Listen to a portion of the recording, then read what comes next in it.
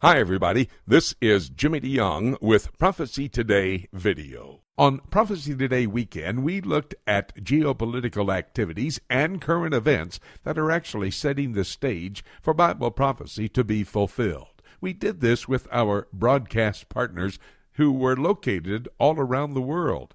We talked to Ken Timmerman. He's in Washington, D.C. We talked about the Syrian civil war that's intensifying and how Bashar Assad has chemical weapons of mass destruction ready to use. Now, he's promised not to use them on his own people, but any attacking element that comes after his regime may be touched with these chemical weapons of mass destruction. Whatever the case, everybody is saying that he has these chemical weapons ready to use. David Dolan continued with our look at the Middle East. He always gives us a Middle East news update.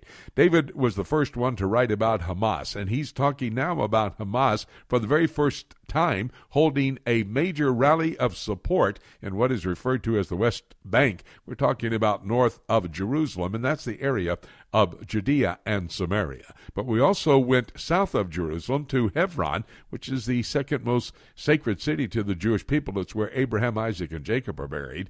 And there was an incident that took place this week between the Palestinians and the Israeli Defense Force. It may launch a third intifada. You do not want to miss hearing what David had to say about that. Naco Lapin, he is a journalist for the Jerusalem Post, also an author of a book, A Virtual Caliphate. He gave us insight into a preemptive strike in Iran by Israel and why it will happen and when it might happen as well. Dr. Rob Congdon is always on these microphones, helping us to understand what's going on in the European Union. He tells us that they have a key role in our world in the future because he's a student of Bible prophecy. But indeed, they have a key role in what's happening in the present as well. Very important report. Bob McGinnis was out in Hawaii. He works at the Pentagon in his day job. He does the journalistic things in the evening. But he gave us an interview about what he is doing in Hawaii. He's out there training military personnel, and they are now focusing not so much on Europe, not so much on the Middle East, but on Asia. He was talking about how China is becoming a superpower. Now, it's been predicted by a recently released report from the intelligence community that by the year 2030, we're going to have China as the superpower, and in the background will be the United States and the European Union. Bob has some very interesting thoughts on that. Dr. Randy Price is in search of Noah's Ark. He has a team they have for the last 4 years. They have one more year that they're going to do this. They're going out to the mountains of Ararat in eastern Turkey looking for Noah's Ark. It's a very, very interesting conversation. By the way, you can listen to all of these broadcast partners at prophecytoday.com, PTRN.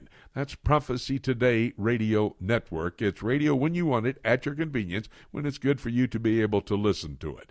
You know, on this broadcast, we often say that we cover the political because it sets the stage for the prophetic to be fulfilled. The truth be known, geopolitical activities and current events in our world today are indeed setting the stage for what some call a catastrophic or spectacular event to happen.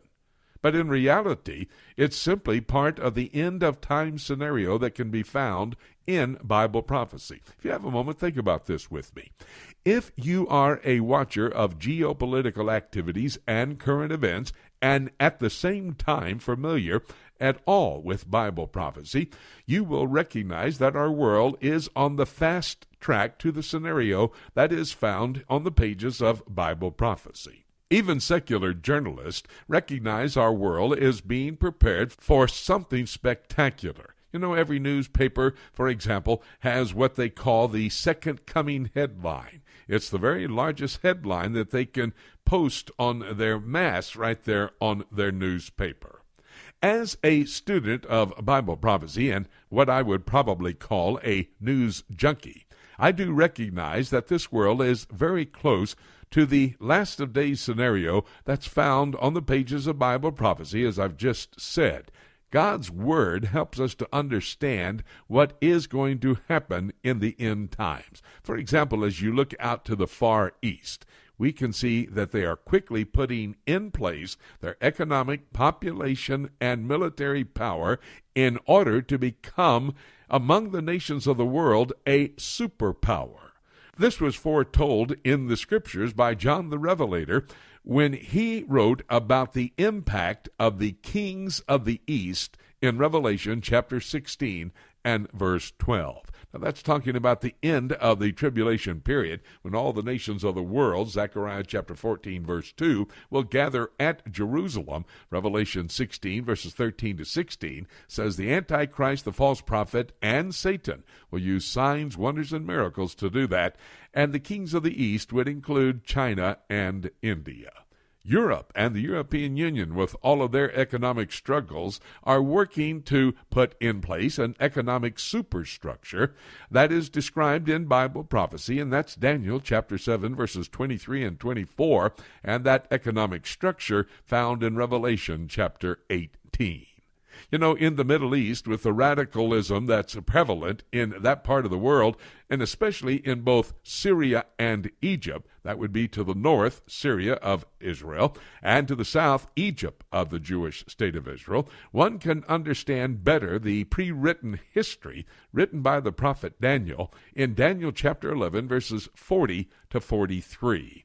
You can recognize what the text tells us. It says in Daniel 11, verse 40, "And at the time of the end." Now that's describing the time in history in which we are living. And it says there will be two states that will start to move. They will be the first two of an alignment of nations that will form a coalition to go against the Jewish state of Israel. It talks about there in the passage, Daniel 11:40, the king of the north, and early on in chapter 11 you see that is Syria, and the king of the south, which would be modern-day Egypt. These are the two nations that are going to make the move first to go against the Jewish state.